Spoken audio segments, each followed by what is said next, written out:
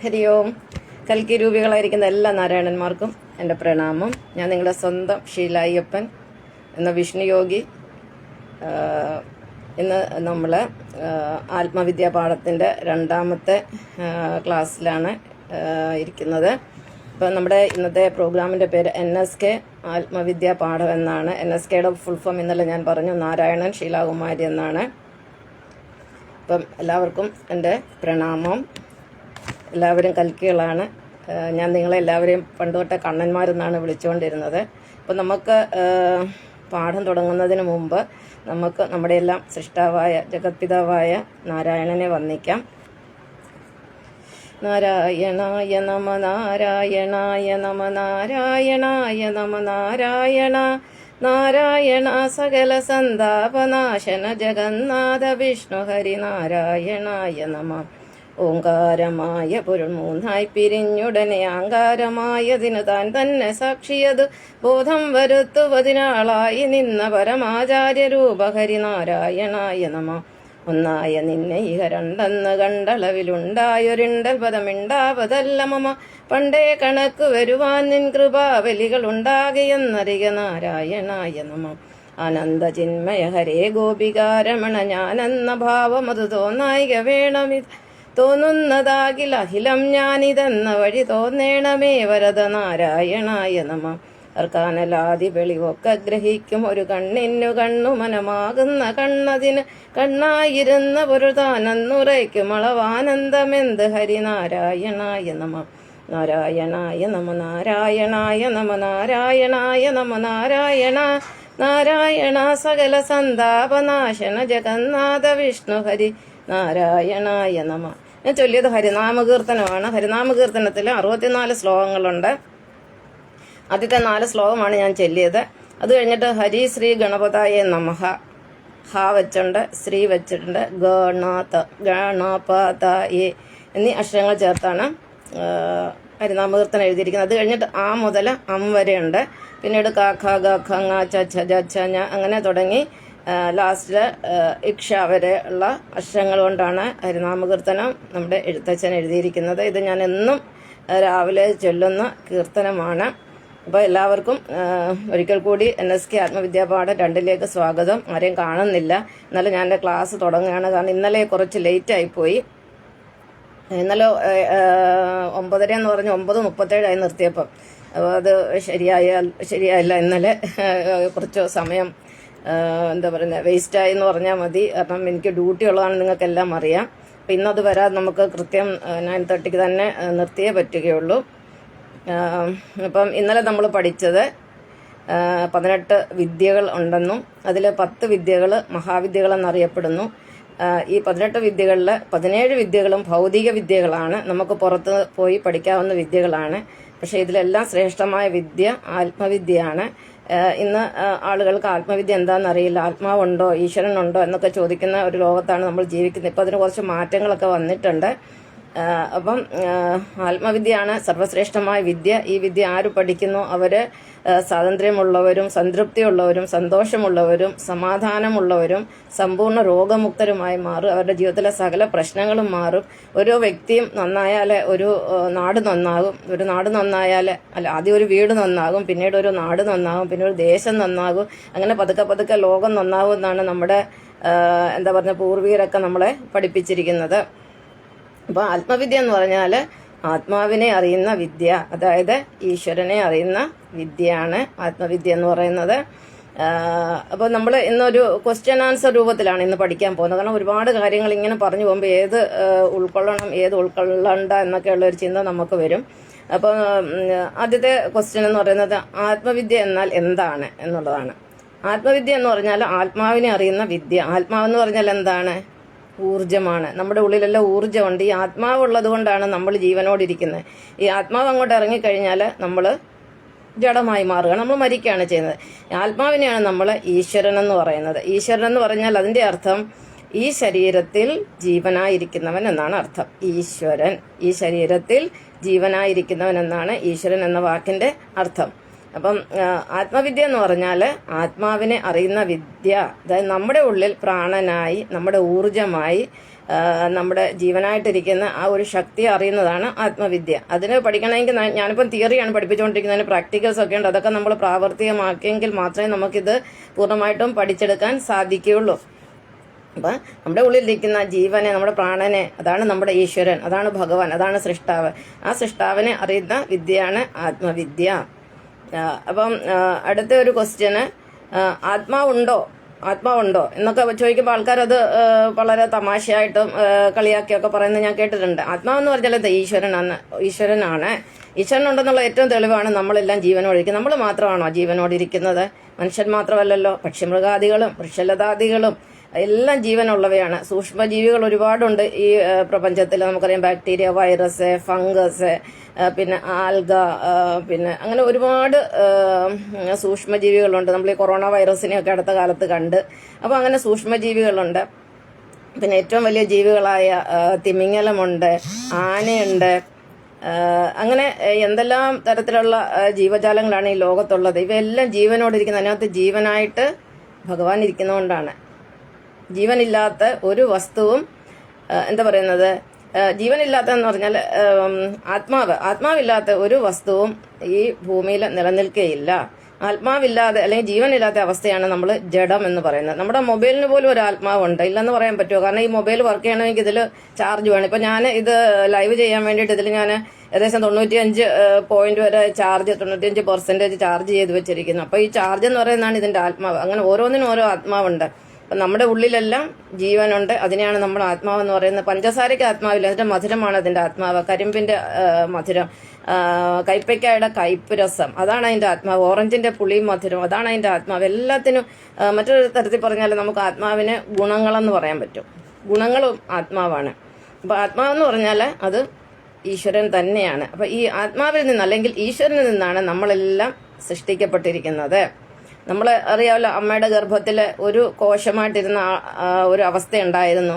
അതായത് നമ്മൾ അമ്മയുടെ ഗർഭത്തിൽ 280 ദിവസം കടന്നതിന് ശേഷമാണ് ശിശുവായി മാറുന്നത്. പക്ഷെ നമ്മൾ ആ ജനിക്കുന്ന മൊമെന്റിൽ നമ്മളൊരു യൂണിസെല്ലുലാർ അല്ലെങ്കിൽ ഒരു മൈക്രോസ്കോപ്പ് കൊണ്ട് മാത്രം കാണാവുന്ന ഒരു ജീവിയായിരുന്നു. ജീവൻ മാത്രം ഒരു കോശമായിരുന്നു. അത് പിന്നീട് നമ്മുടെ ഉള്ളിൽ അല്ലെങ്കിൽ അമ്മയുടെ ഉള്ളിൽ, അച്ഛൻ്റെ ഉള്ളിലൊക്കെ ഇരിക്കുന്ന ജീവൻ, അതാണ് ആ ഒരു ഈശ്വരൻ അല്ലെങ്കിൽ ഭഗവാൻ. ആ ഭഗവാനാണ് നമ്മളെ വിഭജിച്ച് നമ്മളെ ഒരു പൂർണ്ണ ശിശുവാക്കി മാറ്റുന്നത്. ആ ഒരു കോശമുള്ള നമ്മൾ പിന്നെ ജനിക്കുമ്പോൾ ഏകദേശം 37 ട്രില്യൺ കോശങ്ങളുള്ള ഒരു വ്യക്തിയായിട്ടാണ് മാറുന്നത്. 37 ട്രില്യൺ എന്ന് പറഞ്ഞാൽ 37 ലക്ഷം കോടി കോശങ്ങൾ എന്നാണ് അർത്ഥം. ഇതുപോലെയാണ് ഓരോ ജീവജാലങ്ങളും ജനിക്കുന്നത്. അതുപോലെ എല്ലാ ജീവജാലങ്ങളും ജനിക്കുന്നത് ജലത്തിൽ നിന്നാണ്. അമ്മയുടെ ഗർഭത്തിൽ ജലമുണ്ട്. ഒരു കോഴിക്കുഞ്ഞ് ജനിക്കുന്നത് മുട്ടയിലെ ജലത്തിൽ നിന്നാണ്. അപ്പം ജലത്തിലിരുന്നാണ് നമ്മുടെ ആത്മാവായിരിക്കുന്ന അല്ലെങ്കിൽ നമ്മുടെ സൃഷ്ടാവായിരിക്കുന്ന ഭഗവാൻ എല്ലാ ജീവജാലങ്ങളെയും സൃഷ്ടിക്കുന്നത്. നമ്മളെ മാത്രമല്ല, മറ്റ് പക്ഷികളെയും നമ്മളുണ്ടാകുന്ന പോലെ തന്നെയാണ്. പക്ഷികളായാലും മറ്റ് മൃഗങ്ങളായാലും നമുക്കറിയാം, പൂച്ചയും പട്ടിയും പശുവും ഒക്കെ അവരുടെ വയറ്റിലും കുഞ്ഞുണ്ടാവുന്നു, അവർ പ്രസവിക്കുന്നു. അവരിലെല്ലാം ജീവനായി പ്രാണനായി ഭഗവാനുണ്ട്. ഭഗവാനില്ലാത്ത ഒരു വസ്തു പോലും ഇല്ല. ആത്മാവായിരിക്കുന്ന ഭഗവാനില്ലാത്ത ഒരു വസ്തു പോലും ഇല്ല. ആത്മാവിനെ തന്നെയാണ് ലോകം ഊർജം എന്ന് പറയുന്നത്. അപ്പോൾ ഈ ഭഗവാൻ എന്ന് പറയുന്നത് അല്ലെങ്കിൽ ആത്മാവെന്ന് പറയുന്നത് ഓംനി പ്രസന്റ് ആണ്, സർവ്വവ്യാപിയാണ്, എല്ലാ സ്ഥലത്തും വ്യാപിച്ചു കിടക്കുന്നു. അതുപോലെ ഓംനി പൊട്ടന്റ് ആണെന്ന് പറഞ്ഞാൽ സർവ്വശക്തനാണ്. നമ്മൾ ഭഗവാനെ അറിഞ്ഞു കഴിഞ്ഞാൽ പിന്നെ നമുക്ക് ഭയങ്കര ശക്തിയാണ്. നമുക്ക് ഭയങ്കര എന്താ പറയുന്നത്, നമ്മുടെ ശരീരത്തിനൊക്കെ ഭയങ്കര ബലം, അല്ലെങ്കിൽ നമുക്ക് മാനസിക ബലമാണ് കൂടുതൽ കിട്ടുന്നത്. ശാരീരിക ബലത്തിനേക്കാട്ടിൽ പിന്നെ നമുക്ക് എന്താ പറയുന്നത്, ജോലി ചെയ്യാനുള്ള ഊർജം, അങ്ങനെ ഒരുപാട് ഗുണങ്ങളുണ്ട്. രോഗമുക്തി, എപ്പോഴും സന്തോഷം, ശാന്തി. അത് പൈസയൊന്നും കൊടുത്താൽ കിട്ടത്തില്ല. ഒരുപാട് പൈസ ഉണ്ടാക്കിയാലും ആൾക്കാർക്ക് സമാധാനമില്ലല്ലോ. അപ്പം നമ്മൾ ഈ ആത്മാവിനെ അറിയണമെന്നുള്ളത് ഓരോ മനുഷ്യന്റെയും എന്താ പറയുക അവകാശമാണ്. കാരണം നമ്മൾ ജനിച്ചു വന്നിരിക്കുന്നത് ഒരു 864 കോടി വർഷം കൊണ്ട് നമ്മൾ പല ജീവന്റെ പല പരിണാമത്തിൽ കൂടിയാണ് നമ്മൾ മനുഷ്യനായിട്ട് ജന്മം എടുത്തിരിക്കുന്നത്. മനുഷ്യനായിട്ട് നമ്മൾ ഭൂമിയിൽ പിറന്നു കഴിഞ്ഞാൽ നമ്മൾ കഴിഞ്ഞതെല്ലാം മറക്കും. അമ്മയെ മറക്കും, അച്ഛനെ മറക്കും, എല്ലാം മറക്കും. പോട്ടെ, അവരെയൊക്കെ മറന്നാലും നമ്മളായിട്ടിരിക്കുന്ന ഭഗവാനെ മറന്നാണ് മനുഷ്യൻ ജീവിക്കുന്നത്. മനുഷ്യന് ഇന്ന് വേണ്ടത് 2-3 കാര്യങ്ങളാണ്. സമ്പത്ത് വേണം, അതായത് കാശുണ്ടാക്കണം, പിന്നെ ലിംഗപൂജ നടത്തണം, പിന്നെ മക്കളോടൊക്കെ അമിതമായ ഒരു അറ്റാച്ച്മെന്റ്, ഇതൊക്കെയാണ് ഇന്നത്തെ ലോകത്ത് സംഭവിച്ചുകൊണ്ടിരിക്കുന്നത്. അപ്പം ഈ അമിതമായ അറ്റാച്ച്മെന്റ് കാരണമാണ് ഈ മനുഷ്യൻ ഇന്നത്തെ രോഗങ്ങൾ കംപ്ലീറ്റ് വന്നത്. കാരണം മനുഷ്യൻ പരിപൂർണമായിട്ട് നമ്മുടെ അസ്തിത്വത്തെ മറന്നു. നമ്മൾ എവിടെ നിന്നാണ് ജനിച്ചത്, നമ്മുടെ കൂടെ ഭഗവാൻ ഇരിപ്പുണ്ടെന്നും നമ്മളുടെ ഭഗവാനാണ് നമ്മളെ എല്ലാ സമയത്തും കാത്തുരക്ഷിക്കും, നമ്മളെ ജീവനോട് ഇരുത്തുന്നതും അതുപോലെ നമ്മുടെ ശരീരത്തിൻ്റെ 37 ഡിഗ്രിയായ ടെമ്പറേച്ചർ നിലനിർത്തുന്നത് നമ്മുടെ ഉള്ളിലെ ശരീര പ്രവർത്തനങ്ങൾ അല്ലെങ്കിൽ ജീവൽ പ്രവർത്തനങ്ങളായ ശ്വസനം, പിന്നെ അതായത് respiration, circulation, cellular structure, reproduction, growth, nervous system, പിന്നെ അതുപോലെ എക്സ്ക്രീറ്ററി സിസ്റ്റം, ഇതെല്ലാം മെയിൻറ്റെയിൻ ചെയ്യുന്നത്, എല്ലാം ചെയ്തുകൊണ്ട് നമ്മുടെ കൂടെ ഇരിക്കുന്ന ആ ഒരു ഭഗവാനെ മറന്നിട്ടല്ലേ ഇന്ന് എല്ലാവരും ജീവിക്കുന്നത്, അല്ലെന്ന് പറയാമോ? ആ ഭഗവാൻ നമ്മുടെ കൂടെയാണല്ലോ. അമ്പലത്തിലോ പള്ളിയിലോ ഒന്നും പോയാൽ നമുക്ക് ഭഗവാനെ കിട്ടില്ല. നമുക്ക് ഭഗവാനെ കിട്ടണമെങ്കിൽ നമ്മൾ സ്വയം വിചാരിക്കണം, നമ്മുടെ ഉള്ളിൽ ഭക്തി ഉണ്ടാവണം. ഭക്തി എന്ന് പറഞ്ഞാൽ പ്രേമം. നമ്മൾ ആദ്യം നമ്മളെ സ്നേഹിക്കണം. നമുക്ക് നമ്മളെ സ്നേഹിക്കാൻ പറ്റിയില്ലെങ്കിൽ മറ്റുള്ളവരെങ്ങനെ നമ്മളെ സ്നേഹിക്കും? ആദ്യം നമ്മളെ സ്നേഹിക്കുക, നമ്മളെ പരിപൂർണമായി സ്നേഹിക്കുക. നമുക്ക് വിശ്വസിക്കാൻ പറ്റിയ ഒരേ ഒരാളേ ഉള്ളൂ, നമ്മൾ മാത്രമാണ്. നമുക്ക് അമ്മയോ അച്ഛനെയോ ഒന്നും അത്ര വിശ്വസിക്കാൻ പറ്റില്ല. കാരണം ആരെ എപ്പോഴാണ് ചതിക്കുന്നു പറയാൻ പറ്റില്ല. ഇന്നത്തെ കാലത്ത് എല്ലാവരും ചതിക്കും. കൂട്ടുകാർ ചതിച്ചെന്ന് വരും, സഹോദരങ്ങൾ ചതിക്കും, മക്കൾ ചതിക്കും, അമ്മയപ്പനെ ചതിക്കുന്നില്ലേ? അതുകൊണ്ടല്ലേ ഇന്ന് വൃദ്ധാശ്രമത്തിലൊക്കെ ആൾക്കാർ പോയി കിടക്കുന്നത്. അതുപോലെ മാതാപിതാക്കൾ മക്കളെ ചതിക്കുന്ന മാതാപിതാക്കളും ഉണ്ട്. അപ്പൊ നമുക്ക് ഈ ലോകത്തില് ഒരു മനുഷ്യരെയും പൂർണ്ണമായിട്ട് വിശ്വസിക്കാൻ പറ്റത്തില്ല. നമുക്ക് വിശ്വസിക്കാൻ പറ്റും നമ്മുടെ ഉള്ളിലിരിക്കുന്ന ഭഗവാനെ മാത്രമേ ഉള്ളൂ. നമ്മളെ വിശ്വസിക്കുക. നമ്മുടെ ഉള്ളിൽ അഹങ്കാരം ഉണ്ടാകാൻ പാടില്ല. അപ്പം ആത്മാവുണ്ട്. ആത്മാവെന്ന് പറഞ്ഞാൽ അത് ഊർജമാണ്. അതെവിടെയാണെന്ന് വെച്ചാൽ നമ്മളിൽ തന്നെയാണ്. നമ്മളെ ജീവനോട് ഇരുത്തിയിരിക്കുന്ന ഈ ശക്തി തന്നെയാണ് ആത്മാവ്. അത് തന്നെയാണ് ഭഗവാൻ, അത് തന്നെയാണ് സൃഷ്ടാവ്. പ്രപഞ്ചത്തിന് ഒരേ ഒരു ഊർജമേ ഉള്ളൂ, ഒരേ ഒരു സൃഷ്ടാവേ ഉള്ളൂ. ആരാണോ എന്നെയും നിങ്ങളെയും സർവ്വചരാചരങ്ങളെയും ഈ പ്രപഞ്ചത്തിൽ സൃഷ്ടിച്ചത്, ഈ പ്രപഞ്ചത്തിനെയും, പ്രപഞ്ചത്തിലെ പഞ്ചഭൂതങ്ങളുണ്ട്, ഇവയെല്ലാം സൃഷ്ടിച്ച ആ ഒരു മഹത് ശക്തിയാണ് ഭഗവാൻ നാരായണൻ. അതിനെ നമ്മൾ സുപ്രീം ദൈവം എന്ന് പറയുന്നത്. കാരണം നമ്മളെല്ലാം ദൈവങ്ങളാണ്, നമ്മളെല്ലാം നാരായണന്മാരാണ്. ഇപ്പം നമ്മളെല്ലാം കഴിഞ്ഞ ഒരു 64 വർഷം കൊണ്ട് നമ്മളെല്ലാം കൽക്കികളായിട്ട് മാറിയിരിക്കുകയാണ്. നമ്മൾ നമ്മുടെ ഉള്ളിലിരിക്കുന്ന കൽക്കിയെ നമ്മൾ തിരിച്ചറിയണം. ആ കൽക്കിയെ തിരിച്ചറിയാനും ഒക്കെയാണ് ഞാൻ നിങ്ങളെ പഠിപ്പിക്കാൻ പോകുന്നതും പഠിപ്പിച്ചുകൊണ്ടിരിക്കുന്നതും. കാരണം ഞാൻ ഈ കൽക്കിയെ തിരിച്ചറിഞ്ഞിട്ട് 19 വർഷമായി. കാരണം എൻ്റെ ചെറുപ്പം തൊട്ടുള്ള ഒരു ആഗ്രഹം എന്ന് പറഞ്ഞാൽ ഭക്തിയിലാണ് ഞാൻ വളർന്നത്, വിഷ്ണു ഭക്തിയിൽ വളർന്നതാണ്. പിന്നെ എനിക്ക് വളരെ ആഗ്രഹമായിരുന്നു യഥാർത്ഥ ദൈവം എന്താണെന്ന് അറിയണമെന്നുള്ള. കാരണം ഈ പല മതങ്ങളും ജാതികളും പല ദൈവങ്ങളുമായിട്ടൊക്കെ കിടക്കുന്ന ഈ ഒരു സമൂഹത്തിൽ ഇതിൻ്റെ സത്യം എന്താണെന്ന് അറിയണമെന്ന് എനിക്ക് ചെറിയ പ്രായത്തിൽ തന്നെ, കുഞ്ഞുനാൾ തൊട്ട് ഭയങ്കര ആഗ്രഹം ഉണ്ടായിരുന്നു. ഞാൻ ഒരു 3ാം ക്ലാസ് പഠിക്കുന്ന സമയത്ത് എൻ്റെ ഒരു കൂട്ടുകാരുമായിട്ട് ഇതിൻ്റെ പേരിൽ അടിയുണ്ടാക്കിയ ഒരാളാണ്. ഇന്നും മതത്തിന്റെ പേരിൽ ആൾക്കാർ അടിയുണ്ടാക്കുന്നു. പക്ഷെ അന്നൊരു സംഭവം എന്ന് പറഞ്ഞാൽ ഞാൻ എൻ്റെ ഒരു കൂട്ടുകാരിയാണ് സിസിലി എന്ന് പറഞ്ഞ 3ാം ക്ലാസ്സിൽ പഠിക്കുകയാണ്. അപ്പോൾ അവള് ഒരു ദിവസം അവിടെ പുസ്തകത്തിന്റെ പുറം ചട്ടയായിട്ട് അതിനെ കവർ ചെയ്തുകൊണ്ട് വന്ന ഒരു ശ്രീകൃഷ്ണന്റെ പടമാണ്. അത് കണ്ടപ്പോൾ എനിക്ക് ഭയങ്കര സങ്കടം വന്നു കേട്ടോ. അപ്പോൾ ഞാൻ ചോദിച്ചു, എന്തിനാ ഈ ഭഗവാന്റെ പടമൊക്കെ പറഞ്ഞു തന്നെ? അത് നിങ്ങളുടെ ഭഗവാനല്ലേ, ഞങ്ങളുടെ ഭഗവാൻ യേശുവാന്ന് പറഞ്ഞു. ഞാൻ പറഞ്ഞു ഒന്നുമില്ല, എനിക്ക് ഇതിന്റെ ഭയങ്കര സങ്കടം. ഞാൻ പറഞ്ഞു അങ്ങനെ ചെയ്യരുത്, ദോഷം അതായതാണ്. അങ്ങനെ ഒന്ന് പറഞ്ഞ് 2 പറഞ്ഞ് ഞങ്ങൾ തമ്മിൽ വഴക്കായി. ഞാൻ അതിന്റെ പുറഞ്ചട്ട കീറിക്കളയൊക്കെ ചെയ്തു. പിന്നെ എനിക്ക് ദേഷ്യം വന്നിട്ട് ഞാനൊരു പെൻസിലെടുത്ത് അതിന്റെ ചെള്ളയ്ക്കൊരു കുത്തി അത് മുറിയൊക്കെ ചെയ്തു. അങ്ങനെ ഹെഡ് മിസ്ട്രസ് ആയിരുന്നു മേരി സാറ്, അവിടെ കൊണ്ട് പിന്നെ എനിക്ക് വാണിങ്ങി തന്നു വിടുകയൊക്കെ ചെയ്തു. ഇങ്ങനെ പിള്ളേരുമായിട്ട് വഴക്കുണ്ടാക്കുന്നത്. ഞാനൊരു വഴക്കൊക്കെ ഉണ്ടാക്കാനൊക്കെ ഒട്ടും മോശമൊന്നും അല്ലായിരുന്നു. പക്ഷെ അങ്ങനെ ആരോടും വഴക്കൊന്നും ഉണ്ടാകത്തില്ല. ഇതുപോലത്തെ എനിക്ക് ഇഷ്ടപ്പെടാത്ത കാര്യങ്ങളൊക്കെ കണ്ടു കഴിഞ്ഞാൽ ഞാൻ പ്രതികരിക്കും. അത് അന്നായാലും ഇന്നായാലും ഒക്കെ അങ്ങനെ തന്നെയാണ്. അപ്പം അന്നോട്ടേ ഒരു ഭഗവാൻ എന്താണ് എന്നുള്ള കാര്യം അറിയണമെന്ന് എനിക്ക് ഭയങ്കര ആഗ്രഹമായിരുന്നു. പക്ഷെ അതൊക്കെ പിന്നീട് മാറിപ്പോയി. ഒരു 10 വയസ്സ് കഴിഞ്ഞപ്പോൾ തൊട്ട് അതൊക്കെ മാറി. അതിനൊക്കെ കാരണങ്ങളുണ്ട്. പിന്നെ ഒരു 30 വയസ്സ് വരെയും ദൈവത്തിനെ കുറിച്ച് ചിന്തിക്കാതെയും ഒക്കെ ഒരുപാട് പ്രശ്നങ്ങളിൽ കൂടെ തന്നെയാണ് പോയിക്കൊണ്ടിരുന്നത്. പിന്നെ അതിനിടയ്ക്ക് ഒരു പിടിവള്ളിയില്ലാതിരുന്ന സമയത്ത് ഞാനൊരു 22ാമത്തെ വയസ്സ് തൊട്ട് രാമായണം വായന തുടങ്ങിയിട്ടുണ്ട്. എന്നാലും അതിനപ്പുറത്തോട്ടൊന്നും നാമജപമൊക്കെ മുടങ്ങി, എല്ലാം മുടങ്ങിയിട്ടൊക്കെയാണ് കഴിഞ്ഞത്. പക്ഷെ അത് എന്നെ ഒരു നാശത്തിലാണ് ഞാൻ എത്തിച്ചേർന്നത്. അപ്പൊ നമ്മൾ ഈശ്വരഭക്തി ഇല്ലാതെ വരുമ്പോൾ നമുക്ക് കുറെ കഴിയുമ്പോൾ നമുക്ക് തിരിച്ചടികൾ ഒന്നൊന്നായിട്ട് നമ്മുടെ ജീവിതത്തിൽ വന്നു ചേരും. അപ്പോഴാണ് നമുക്ക് ഒരു ബോധത ഉണ്ടാകുന്നത്. എന്തുകൊണ്ടാണ് നമ്മൾ ചെയ്യുന്നതെല്ലാം നമുക്ക് തിരിഞ്ഞു കൊത്തുന്നത്, എന്തുകൊണ്ടാണ് ഇതെല്ലാം ഇങ്ങനെ പ്രശ്നങ്ങൾ ഉണ്ടാകുന്നത്. ഇങ്ങനെ വന്നു കഴിയുമ്പോൾ നമ്മൾ തിരിഞ്ഞു ചിന്തിക്കാൻ തുടങ്ങും. അപ്പം പിന്നെ പതുക്കെ ഞാൻ പഴയ ഒരു കീർത്തനങ്ങളൊക്കെ പൊടി തട്ടിയെടുത്തതൊക്കെ വീണ്ടും ഞാൻ ചൊല്ലാൻ തുടങ്ങി. അങ്ങനെ ഒരു 93 തൊട്ട് വീണ്ടും ഒരു ഭക്തിയിലേക്ക് വന്നു. അപ്പോൾ ഗുരു വന്നു. 95 ആയപ്പോഴത്തേന് ഞാൻ ഗുരുവിനെ കിട്ടി. മാതാ അമൃതാനന്ദമയാണ് എൻ്റെ 9ാമത്തെ ഗുരുവാണ് അമ്മ. ഒരുപാട് ഗുരുക്കന്മാരുണ്ട്. പക്ഷെ എൻ്റെ പ്രത്യക്ഷമായ ഒരു ഗുരു, ആത്മീയ ജ്ഞാനം പകർന്നു തന്നൊരു ഗുരു എന്ന് പറഞ്ഞാൽ മാതാ അമൃതാനന്ദമയി അമ്മയാണ്. അമ്മയിൽ നിന്നാണ് ഞാൻ ആത്മവിദ്യയൊക്കെ മനസ്സിലാക്കി. എന്നാൽ നമുക്ക് ഒരാളിൽ നിന്ന് മാത്രം വിദ്യ പൂർണ്ണമാകത്തില്ല, ഗുരുവിൽ നിന്നും കിട്ടും. എനിക്ക് 25% വിദ്യ ഗുരുവിൽ നിന്നും കിട്ടിയത്. മുത്തശ്ശനിൽ നിന്നും മുത്തശ്ശിയിൽ നിന്നും ഒക്കെ ഒരു 25% കിട്ടി. കാരണം അവർ ഭയങ്കര ഭക്തരായിരുന്നു. രാമായണവും ഭാഗവതവും മഹാഭാരതവും ഒക്കെ പഠിച്ചതുകൊണ്ട് കുറേ അറിവുകൾ ചെറുപ്പത്തിലേ ഉണ്ടായിരുന്നു. പിന്നീട് നമ്മൾ സ്വായത്തമാക്കി അറിവ്, അതായത് നമ്മുടെ അനുഭവം തന്നെയാണ് ഏറ്റവും വലിയ ഗുരു. അങ്ങനെയാണ് ബാക്കി വിദ്യ പൂർണ്ണമായത്. പിന്നെ അതിന് തന്നെ ഭൗതിക വിദ്യകളെല്ലാം നമ്മൾ പഠിച്ചതാണ്. കാരണം നമ്മൾ സ്കൂളിലും കോളേജിലും ഒക്കെ പഠിച്ച് ഞാൻ B.Ed കംപ്ലീറ്റ് ചെയ്തതാണ്. MSc 6 മാസം പഠിച്ചതാണ്. അപ്പം ഭൗതികമായ കാര്യങ്ങളെല്ലാം നമ്മൾ പഠിച്ചിട്ടുണ്ട്. ഭൗതികത്തിൽ നമ്മൾ പഠിച്ച എന്തെങ്കിലും ഒരു കാര്യം നമ്മുടെ ജീവിതത്തിൽ പ്രയോജനമുണ്ടോ?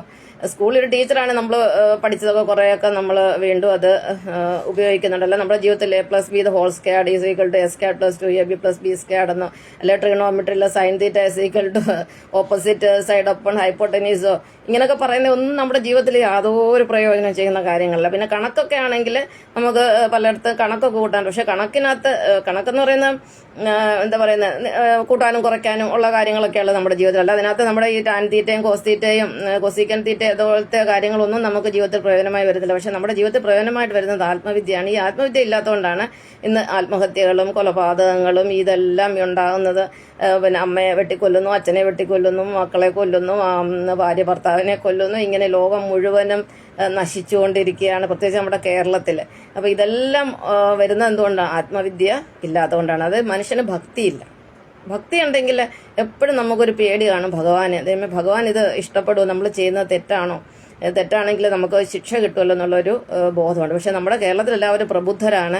അതുകൊണ്ട് അവർക്ക് എന്തും ചെയ്യാം, എന്ത് ചെയ്താലും ഒരു പ്രശ്നമില്ല, ആരും ചോദിക്കാനില്ലെന്നുള്ള ഒരു മെന്റാലിറ്റിയാണ്. കാരണം പുരോഗമന ചിന്താഗതിയാണല്ലോ. അപ്പോൾ അതവിടെ നിൽക്കട്ടെ. അപ്പം നമ്മൾ ആത്മാവിനെ കുറിച്ചാണ് പറഞ്ഞുകൊണ്ടിരിക്കുന്നത്.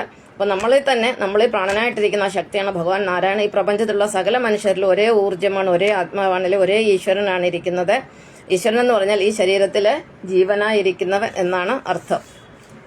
ഇനിയും നമ്മൾ അടുത്തത് ഈശ്വരൻ അല്ലെങ്കിൽ ഭഗവാന്റെ 3 അവസ്ഥകൾ. എല്ലാത്തിനും 3 അവസ്ഥകളുണ്ട്. നമ്മളിപ്പം നോക്കിയേ, പിന്നെ ഭൂതം, ഭാവി, വർത്തമാനം, ത്രിമൂർത്തികളെ, ത്രിദേവികളെ, പിന്നെ സമ്പത്തിനെ കുറിച്ച് പറയുകയാണെങ്കിൽ ഏറ്റവും കൂടുതൽ സാമ്പത്തികമുള്ള ഉയർന്ന സ്ഥിതിയിലുള്ളവർ, മിഡിൽ ക്ലാസ്, പിന്നെ അതിന് താഴെയുള്ളവർ, അതുപോലെ സ്കൂളിൽ പഠിക്കുന്ന കുട്ടികളെ പറ്റി നമ്മൾ പറയും ഏറ്റവും വലിയ ഇന്റലിജന്റ് ആയിട്ടുള്ളത്, പിന്നെ ആവറേജ് സ്റ്റുഡന്റ്, ബിലോ ആവറേജ്, ഇങ്ങനെ എല്ലാത്തിലും നമുക്കൊരു 3 കാറ്റഗറി കാണാൻ പറ്റും. പിന്നെ വാല്യൂസ് അല്ലെങ്കിൽ ഗുണങ്ങൾ എടുത്ത് നോക്കിയാൽ ഇപ്പം ലോഹങ്ങളുടെ ഗുണങ്ങൾ എടുത്ത് നോക്കുമ്പോൾ ഒരുപാട് ലോഹങ്ങളുണ്ട്. അതിലേറ്റവും മൂല്യമുള്ള ലോഹം എന്ന് പറയുന്നത് സ്വർണം തന്നെയാണ്. ഏറ്റവും മൂല്യം കുറഞ്ഞത് എന്ന് പറഞ്ഞാൽ ഇരുമ്പാണ്. പക്ഷെ ഇരുമ്പിനെ കൊണ്ടും ധാരാളം പ്രയോജനങ്ങളുണ്ട്.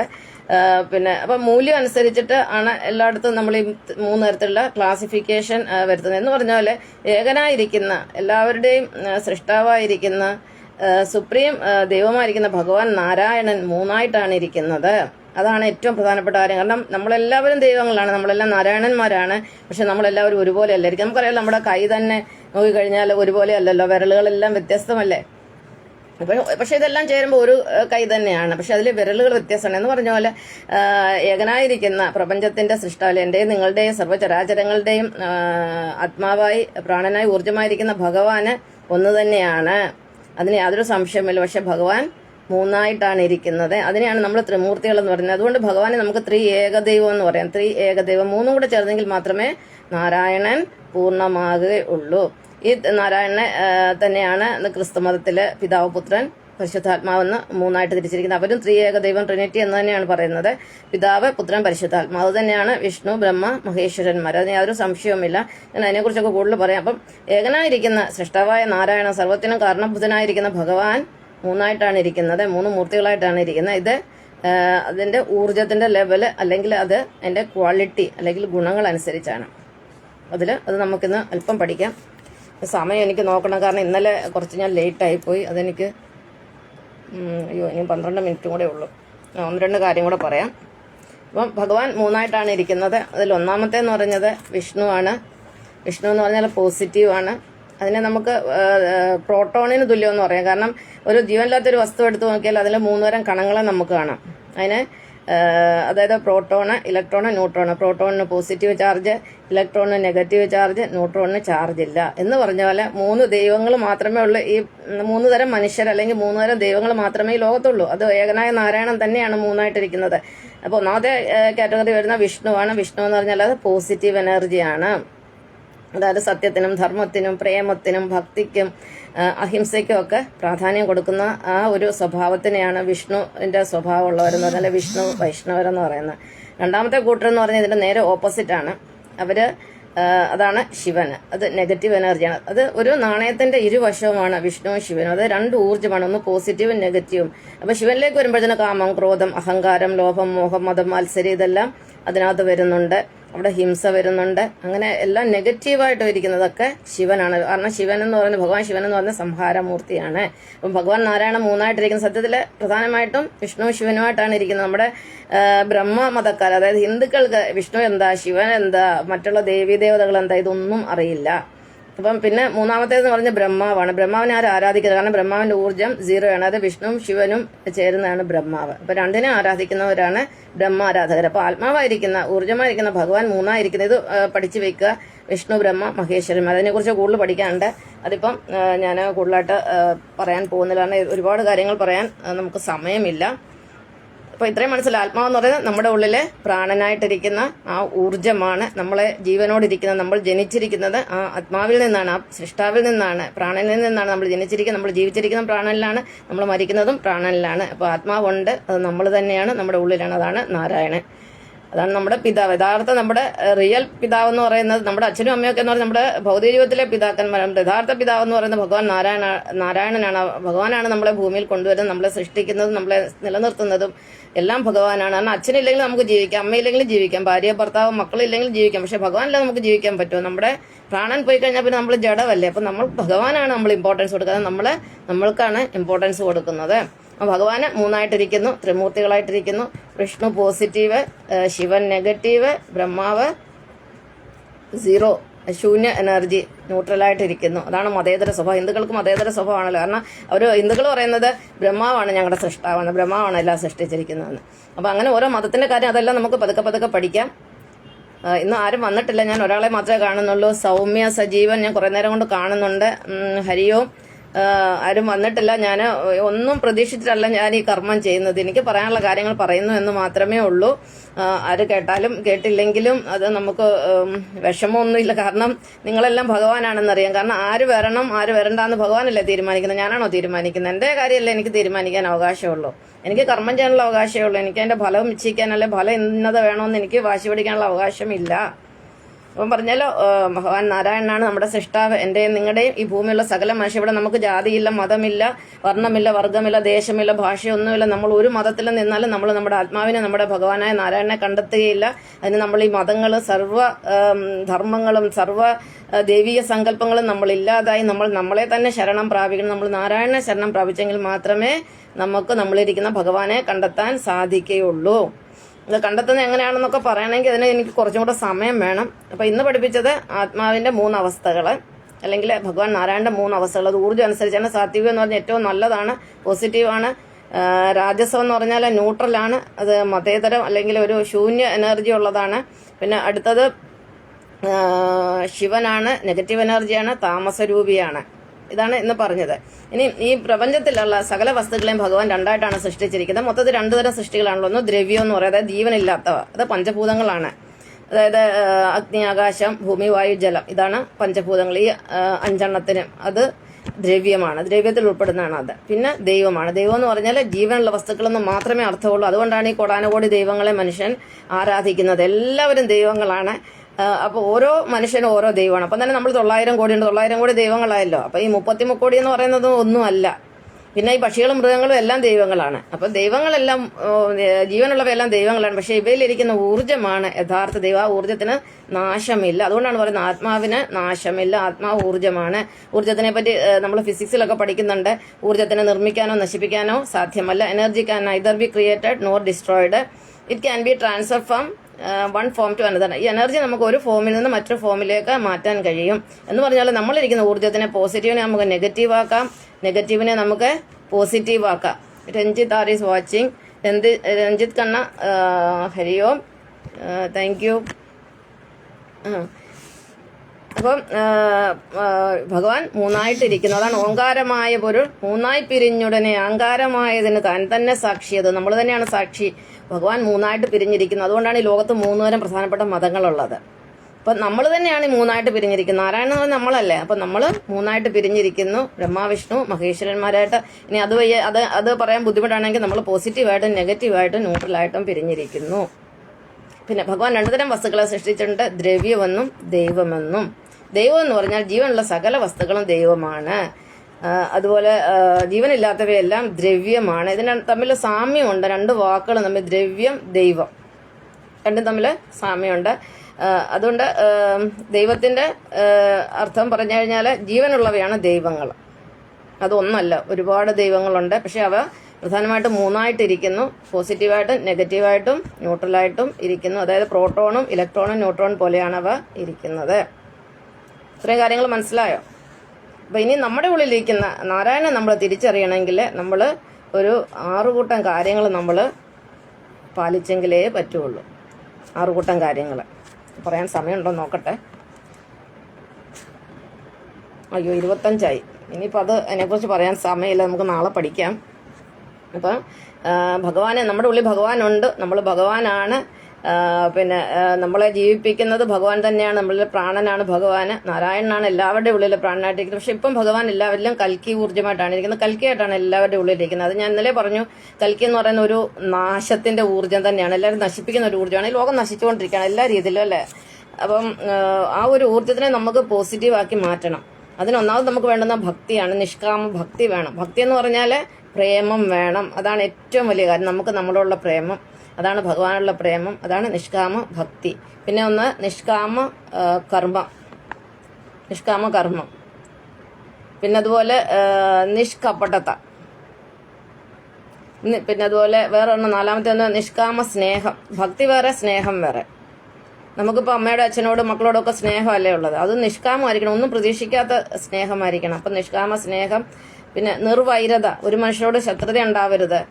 പിന്നെ അഹിംസ, ഒന്നിനെയും നമ്മൾ വേദനിപ്പിക്കും. ഒരു മനുഷ്യരുടെ കാര്യത്തിൽ ഇടപെടാൻ, ഒരു മനുഷ്യർക്കും ദോഷം ഉണ്ടാകുന്ന ഒരു കാര്യം ചെയ്തു. മറ്റു തെറ്റുകൾ കണ്ടാൽ നമുക്ക് തിരുത്താം, അവർക്ക് പറഞ്ഞു കൊടുക്കുക, ഇത് പറയുന്നത് ശരിയല്ല, ഇഷ്ടമുണ്ടെങ്കിൽ കേൾക്കട്ടെ. പക്ഷേങ്കിൽ നമ്മളായിട്ട് ഒരു മനുഷ്യർക്ക് ഒരു ദ്രോഹം ഉണ്ടാക്കരുത്. ഒരു ഉറുമ്പിന് പോലെ നമ്മളൊരു പീഡ ഉണ്ടാകാതിരിക്കാൻ ശ്രമിക്കണം. ഈ 5-6 കൂട്ടം കാര്യങ്ങൾ നമ്മൾ ഫോളോ ചെയ്ത് കഴിഞ്ഞാൽ നമുക്ക് നമ്മുടെ ഉള്ളിലിരിക്കുന്ന ഭഗവാനെ കാണാം. ഇതിനെക്കുറിച്ച് ഞാൻ നാളെ കൂടുതലായിട്ട് പറയാം. ഇപ്പം ഞാൻ അരമണിക്കൂർ സമയമാണ് വെച്ചിരിക്കുന്നത്. ആകെ 2 പേരാണ് ഇന്ന് വന്നിരിക്കുന്നത്. ഒന്ന് സൗമ്യ സജീവനാണ്, ഞാൻ ഹരിയോം പറഞ്ഞു. പിന്നെ രഞ്ജിത്ത് ആർ കണ്ണൻ, 2 കണ്ണന്മാരെയാണ് ഞാൻ കാണുന്നത്. അപ്പോൾ 2 പേർക്കും എൻ്റെ ഹരിയോം. അപ്പോൾ ഇനി നമുക്ക് നിർത്താം, കൺക്ലൂഡ് ചെയ്യാൻ സമയമായി. 3 മിനിറ്റേ ഉള്ളൂ. അതെനിക്ക് കറക്റ്റ് നിർത്തണം, കാരണം ഞാൻ പറഞ്ഞില്ല ഇന്നലെ ഞാൻ ലേറ്റായി പോയെന്ന്. ഇന്നലെ വന്ന ആരും ഇന്ന് വന്നിട്ടില്ല. ഇപ്പോൾ നമുക്ക് ഒരു ഭഗവാന്റെ കീർത്തനത്തോടു കൂടി നമുക്ക് നിർത്താം. കാരണം ഈ കലിയുഗത്തിൽ നമുക്ക് ഏറ്റവും വേണ്ടുന്ന ഒരു ഒരു ഭഗവാനെ അറിയാനുള്ള ഒരു മാർഗ്ഗമാണ് കീർത്തനം. ചെറുപ്പത്തിൽ ഞാൻ ഒരുപാട് കീർത്തനം പഠിച്ചിട്ടുണ്ട്. കീർത്തനം എന്ന് പറഞ്ഞാൽ എൻ്റെ മുത്തശ്ശിയൊക്കെ ചെല്ലുന്ന കേട്ട് പഠിച്ചതാണ്. അത് കാരണം എനിക്ക് ഒരുപാട് അതിനകത്തൊക്കെ തെറ്റുകൾ വരും, നിങ്ങൾ ക്ഷമിക്കണം. ഇന്നിപ്പോൾ ഏത് കീർത്തനമാണ് ചെല്ലുന്നത്? നമുക്കൊരു അച്യുതാഷ്ടകത്തിൻ്റെ ഒരു 3-4 ശ്ലോകം ചെല്ലാം. അച്യുതാഷ്ടകം. അച്യുതം കേശവം രാമനാരായണം കൃഷ്ണദാമോദരം വാസുദേവം ഹരി ശ്രീധരം മാധവം ഗോപികാവല്ലഭം ജാനകി നായകൻ രാമചന്ദ്രം ഭജി.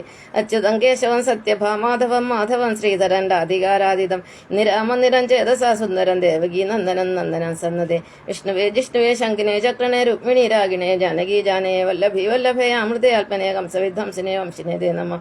കൃഷ്ണ ഗോവിന്ദ ഹേ രാമനാരായണ ശ്രീപദേ വാസുദേവ അജിതേ ശ്രീനിധേ ചിദാനന്ദ ഹേ മാധവ ദോഷജ ദ്വാരക നായക ദ്രൗപദി രക്ഷക. അപ്പം എന്ന് പഠിപ്പിച്ച കാര്യങ്ങളൊക്കെ ഓർമ്മയുണ്ടെന്ന് ഞാൻ വിചാരിക്കുന്നു. ഒന്നും കൂടെ പെട്ടെന്ന് പറയാം. ആത്മാവെന്ന് പറഞ്ഞാൽ അത് നമ്മുടെ ഉള്ളിലിരിക്കുന്ന പ്രാണനാണ്, ജീവനാണ്. ഈ ലോകത്തിലെ ഏറ്റവും പ്രധാനപ്പെട്ട മഹത്തായ വിദ്യയാണ് ആത്മവിദ്യ. അതിനേക്കാൾ ശ്രേഷ്ഠമായ മറ്റൊരു വിദ്യയുമില്ല. എല്ലാവരും ആത്മവിദ്യ, ഭഗവാനെ അറിയുന്ന വിദ്യ നമ്മൾ പഠിച്ചെടുക്കണം. നമ്മുടെ ജീവിതം നമ്മൾ സുന്ദരമാക്കണം. രോഗങ്ങളിൽ നമ്മൾ മുക്തി നേടണം. നമ്മുടെ സമൂഹത്തിൽ ശാന്തിയും സമാധാനം ഉണ്ടാകണം. അതുകൊണ്ട് എല്ലാവരും ആത്മവിദ്യ പഠിക്കാൻ ശ്രമിക്കുക. ഞാൻ നിങ്ങളെ പഠിപ്പിച്ചുകൊണ്ടിരിക്കും. ആരും വന്നില്ലെങ്കിലും ഞാൻ ഈ അരമണിക്കൂർ വന്ന് പഠിപ്പിക്കും. കാരണം ഭഗവാൻ എന്നെ ഏൽപ്പിച്ചിരിക്കുന്ന ഒരു ജോലിയാണ് ഫലേച്ഛ കൂടാതെ കർമ്മം ചെയ്യുക എന്ന്. കഴിഞ്ഞ 11 വർഷമായിട്ട് ഞാൻ ഇതേ കർമ്മമാണ് ചെയ്തുകൊണ്ടിരിക്കുന്നത്. ഈ ആത്മീയ പോസ്റ്റുകളൊക്കെ ഞാൻ ഒരുപാട് എഴുതി മടുത്തിനി ഞാൻ എഴുതുന്നില്ല എന്ന് വിചാരിച്ചു. അപ്പോൾ ഇനി നേരിട്ട് പഠിപ്പിക്കുകയാണ്. ഇത്രയും പറഞ്ഞുകൊണ്ട് നിർത്തുന്നു. നന്ദി, നമസ്കാരം, ഹരിയോ.